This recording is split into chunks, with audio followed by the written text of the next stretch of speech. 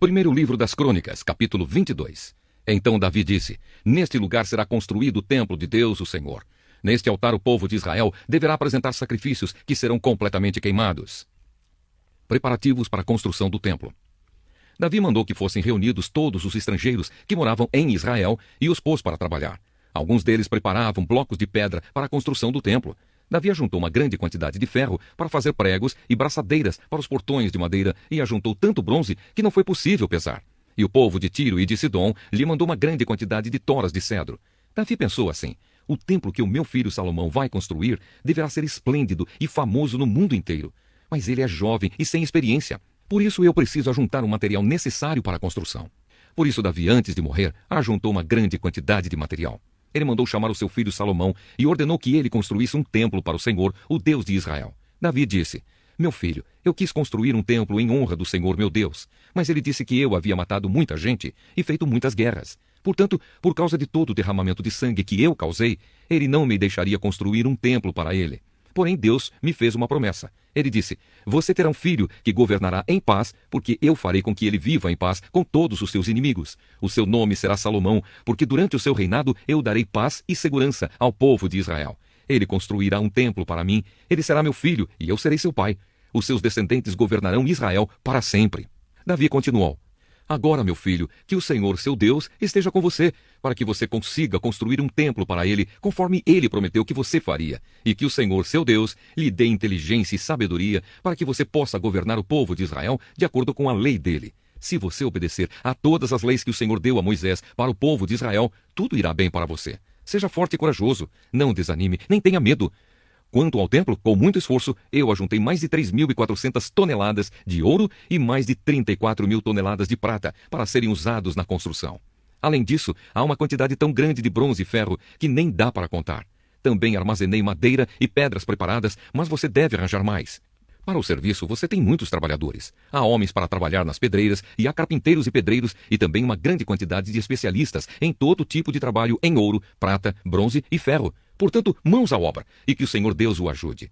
Davi ordenou a todos os líderes de Israel que ajudassem Salomão. Ele disse: O Senhor, nosso Deus, tem estado com vocês. Eles têm dado paz por todos os lados. Ele deixou que eu conquistasse todos os povos que moravam nesta terra, e agora eles são dominados por vocês e por Deus. Portanto, sirvam o Senhor seu Deus com todo o coração e alma. Comecem a construir o templo para que possam colocar nele a arca da aliança do Senhor e os outros objetos usados na sua adoração. Primeira carta de Pedro, capítulo 3. A vida dos casados. Assim também você, esposa, deve obedecer ao seu marido a fim de que, se ele não crê na mensagem de Deus, seja levado a crer pelo modo de você agir. Não será preciso dizer nada, porque ele verá como a conduta de você é honesta e respeitosa. Não procure ficar bonita usando enfeites, penteados exagerados, joias ou vestidos caros. Pelo contrário, a beleza de você deve estar no coração, pois ela não se perde. Ela é a beleza de um espírito calmo e delicado que tem muito valor para Deus. Porque era assim que costumavam se enfeitar as mulheres do passado. As mulheres que eram dedicadas a Deus e que punham a sua esperança nele. Elas eram obedientes ao seu marido. Sara foi assim. Ela obedecia a Abraão e o chamava de meu senhor. Você será agora sua filha se praticar o bem e não tiver medo de nada. Também você, marido, na vida em comum com a esposa, reconheça que a mulher é o sexo mais fraco e que por isso deve ser tratada com respeito. Porque a esposa também vai receber, junto com você, o dom da vida que é dado por Deus. Haja assim para que nada atrapalhe as orações de vocês. O dever de fazer o bem. Finalmente, que todos vocês tenham o mesmo modo de pensar e de sentir. Amem uns aos outros e sejam educados e humildes uns com os outros. Não paguem mal com mal, nem ofensa com ofensa. Pelo contrário, paguem a ofensa com uma bênção, porque, quando Deus os chamou, ele prometeu dar uma bênção a vocês. Como dizem as Escrituras Sagradas: quem quiser gozar a vida e ter dias felizes, não fale coisas más e não conte mentiras. Afaste-se do mal e faça o bem. Procure a paz e faça tudo para alcançá-la. Pois o Senhor olha com atenção as pessoas honestas e ouve os seus pedidos, porém é contra os que fazem o mal. Sofrendo como seguidores de Cristo. Se de fato vocês quiserem fazer o bem, quem lhes fará o mal? Como vocês serão felizes se tiverem de sofrer por fazerem o que é certo?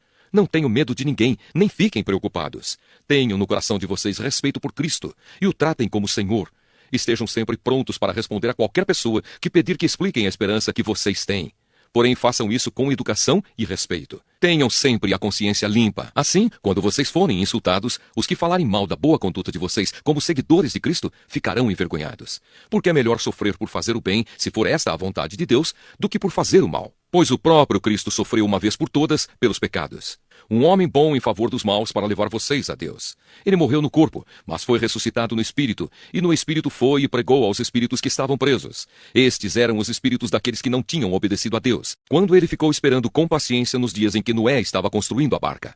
As poucas pessoas que estavam nela, 8 ao todo, foram salvas pela água. Aquela água representava o batismo, que agora salva vocês. Esse batismo não é lavar a sujeira do corpo, mas é o compromisso feito com Deus, o qual vem de uma consciência limpa. Essa salvação vem por meio da ressurreição de Jesus Cristo, que foi para o céu e está do lado direito de Deus, governando os anjos, as autoridades e os poderes do céu. Miqueias, capítulo 1. Esta é a mensagem que o Senhor Deus deu a Miqueias da cidade de Moresete. Miqueias teve estas visões a respeito das cidades de Samaria e de Jerusalém durante os reinados de Jotão, Acás e Ezequias, na terra de Judá. O julgamento de Samaria. Escutem todos os povos, prestem atenção todos os moradores da terra. O Senhor vai ser testemunha contra vocês. Do seu templo no céu ele falará. Ele descerá do lugar onde mora e caminhará sobre as montanhas. Debaixo dos seus pés as montanhas se desfazem. São como cera que se derrete no fogo. Os vales se abrem, como se uma enchente os cortasse ao meio. Tudo isso acontecerá porque o povo de Israel pecou e se revoltou contra Deus. Quem é culpado da revolta de Israel é o povo de Samaria. E quem é responsável por haver santuários pagãos em Judá é o povo de Jerusalém. Por isso o Senhor diz: eu farei com que a cidade de Samaria vire um montão de ruínas em campo aberto. Farei com que seja um lugar para a plantação de uvas. Farei com que as pedras da cidade rolem monte abaixo e que os alicerces das casas de Samaria fiquem aparecendo.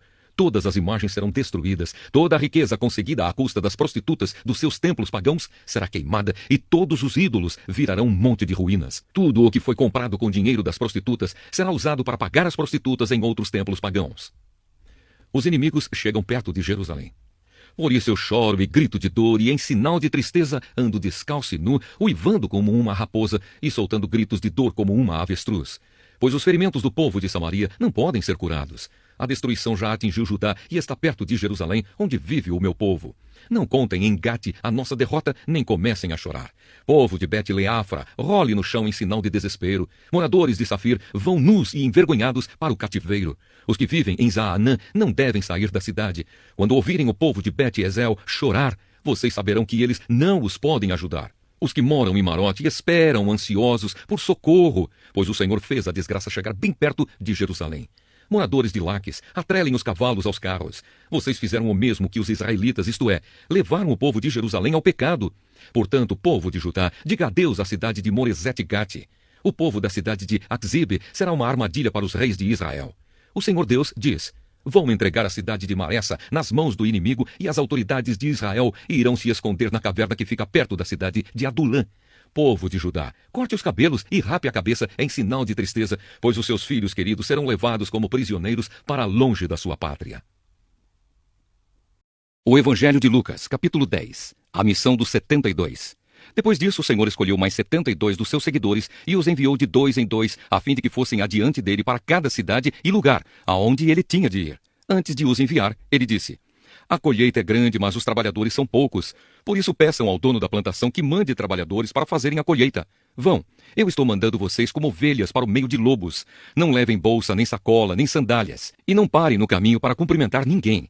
Quando entrarem numa casa, façam primeiro esta saudação: que a paz esteja nesta casa. Se um homem de paz morar ali, deixem a saudação com ele. Mas se o homem não for de paz, retirem a saudação. Fiquem na mesma casa e comam e bebam o que lhes oferecerem, pois o trabalhador merece o seu salário. Não fiquem mudando de uma casa para outra. Quando entrarem numa cidade e forem bem recebidos, comam a comida que derem a vocês. Curem os doentes daquela cidade e digam ao povo dali: o reino de Deus chegou até vocês. Porém, quando entrarem numa cidade e não forem bem recebidos, vão pelas ruas dizendo: até a poeira desta cidade que grudou nos nossos pés, nós sacudimos contra vocês. Mas lembrem disto: o reino de Deus chegou até vocês. E Jesus disse mais isto: eu afirmo a vocês que no dia do juízo, Deus terá mais pena de Sodoma do que daquela cidade. As cidades que não creram. Jesus continuou: Ai de você, cidade de Corazim! Ai de você, cidade de Betsaida! Porque se os milagres que foram feitos em vocês tivessem sido feitos na cidade de Tiro e de Sidom, os seus moradores já teriam abandonado os seus pecados há muito tempo. E para mostrarem que estavam arrependidos, teriam se assentado no chão, vestidos com roupa feita de pano grosseiro, e teriam jogado cinzas na cabeça. No dia do juízo, Deus terá mais pena de Tiro e de Sidom do que de vocês, Corazim e Betsaida. E você, cidade de Cafarnaum, acha que vai subir até o céu? Pois será jogada no mundo dos mortos. Então disse aos discípulos: Quem ouve vocês está me ouvindo. Quem rejeita vocês está me rejeitando. E quem me rejeita está rejeitando aquele que me enviou. A volta dos 72. Os 72 voltaram muito alegres e disseram a Jesus: Até os demônios nos obedeciam quando, pelo poder do nome do Senhor, nós mandávamos que saíssem das pessoas. Jesus respondeu: De fato, eu vi Satanás cair do céu como um raio. Escutem, eu dei a vocês poder para pisar cobras e escorpiões e para, sem sofrer nenhum mal, vencer a força do inimigo. Porém, não fiquem alegres porque os espíritos maus lhes obedecem, mas sim porque o nome de cada um de vocês está escrito no céu. A alegria de Jesus. Naquele momento, pelo poder do Espírito Santo, Jesus ficou muito alegre e disse: Ó Pai, Senhor do céu e da terra, eu te agradeço porque tens mostrado às pessoas sem instrução aquilo que escondeste dos sábios e dos instruídos. Sim, ó Pai, tu tiveste prazer em fazer isso. O meu Pai me deu todas as coisas. Ninguém sabe quem é o Filho, a não ser o Pai, e ninguém sabe quem é o Pai, a não ser o Filho, e também aqueles a quem o Filho quiser mostrar quem o Pai é. Então Jesus virou-se para os discípulos e disse só para eles: Felizes são as pessoas que podem ver o que vocês estão vendo. Eu afirmo a vocês que muitos profetas e reis gostariam de ter visto o que vocês estão vendo, mas não puderam, e gostariam de ter ouvido o que vocês estão ouvindo, mas não ouviram. A parábola do bom samaritano. Um mestre da lei se levantou e, querendo encontrar alguma prova contra Jesus, perguntou: Mestre, o que devo fazer para conseguir a vida eterna? Jesus respondeu: O que é que as Escrituras Sagradas dizem a respeito disso? E como é que você entende o que elas dizem? O homem respondeu: Ame o Senhor seu Deus com todo o coração, com toda a alma, com todas as forças e com toda a mente, e ame o seu próximo como você ama a você mesmo. A sua resposta está certa, disse Jesus. Faça isso e você viverá.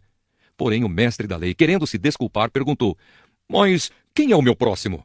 Jesus respondeu assim: Um homem estava descendo de Jerusalém para Jericó. No caminho, alguns ladrões o assaltaram, tiraram a sua roupa, bateram nele e o deixaram quase morto. Acontece que um sacerdote estava descendo por aquele mesmo caminho. Quando viu o homem, tratou de passar pelo outro lado da estrada. Também um levita passou por ali, olhou e também foi embora pelo outro lado da estrada. Mas um samaritano que estava viajando por aquele caminho chegou até ali. Quando viu o homem, ficou com muita pena dele. Então chegou perto dele, limpou os seus ferimentos com azeite e vinho e em seguida os enfaixou. Depois disso, o samaritano colocou-o no seu próprio animal e o levou para uma pensão onde cuidou dele. No dia seguinte, entregou 2 moedas de prata ao dono da pensão, dizendo: Tome conta dele. Quando eu passar por aqui na volta, pagarei o que você gastar a mais com ele. Então Jesus perguntou ao mestre da lei: Na sua opinião, qual desses 3 foi o próximo do homem assaltado? Aquele que o socorreu, respondeu o mestre da lei. E Jesus disse: Pois vá e faça a mesma coisa. Jesus visita Marta e Maria. Jesus e os seus discípulos continuaram a sua viagem e chegaram a um povoado. Ali uma mulher chamada Marta o recebeu na casa dela. Maria, sua irmã, sentou-se aos pés do Senhor e ficou ouvindo o que ele ensinava. Marta estava ocupada com todo o trabalho da casa. Então chegou perto de Jesus e perguntou: O Senhor não se importa que a minha irmã me deixe sozinha com todo esse trabalho? Mande que ela venha me ajudar. Aí o Senhor respondeu: Marta, Marta, você está agitada e preocupada com muitas coisas, mas apenas uma é necessária. Maria escolheu a melhor de todas, e esta ninguém vai tomar dela.